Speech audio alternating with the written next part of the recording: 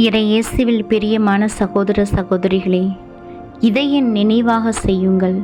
இதுதான் இயேசு தமது அன்பு சீடர்களுக்கு பிரியாவிடை செய்தியாக கூறியது. எதை இயேசுவின் நினைவாக செய்வது? தனது இறைத்தன்மையை நமக்காக தியாகம் செய்தது போல நம்முடைய ஆசைகளை பிறருக்காக தியாகம் செய்வது.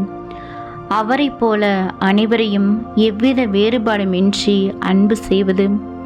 இறுதியாக தன்னையே நமது மீட்புக்காக கையளித்தது போல பிறரின் வளர்ச்சிக்காக நம்மால் இயன்றதை செய்வது.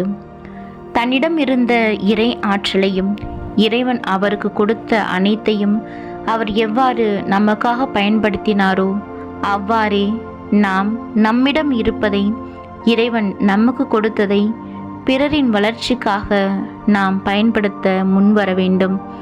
இதைத்தான் இன்றைய நாளின் வாசகங்களில் நாம் காண்கின்றோம்.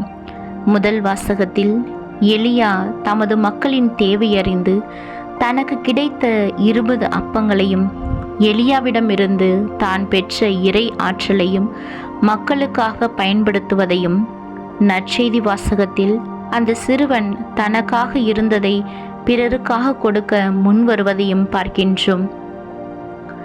இவ்வாறு அவர்கள் தம்மிடம் இருந்ததை கொடுக்க முன் வந்தபோது இறைவன் அவர்கள் மூலமாக செயலாற்றி பெரிய அதிசயங்களை செய்ய முடிந்தது. பிறரை அன்பு செய்து அவர்களுக்காக தம்மால் இயன்றதை செய்வதுதான் நாம் பெற்றுக்கொண்ட திருமுழுக்கின் மூலம் இறைவன் நமக்கு கொடுக்கின்ற அழைப்பு என பவுலடியார் இன்றைய 2ஆம் வாசகத்தில் கூறுகின்றார். இயேசுவின் அன்பு சீடர்களாக அவரது நினைவாக நம்மால் இயன்றதை பிறருக்காக நாம் செய்ய தயாரா? தியானிப்போம். ஆமீன்.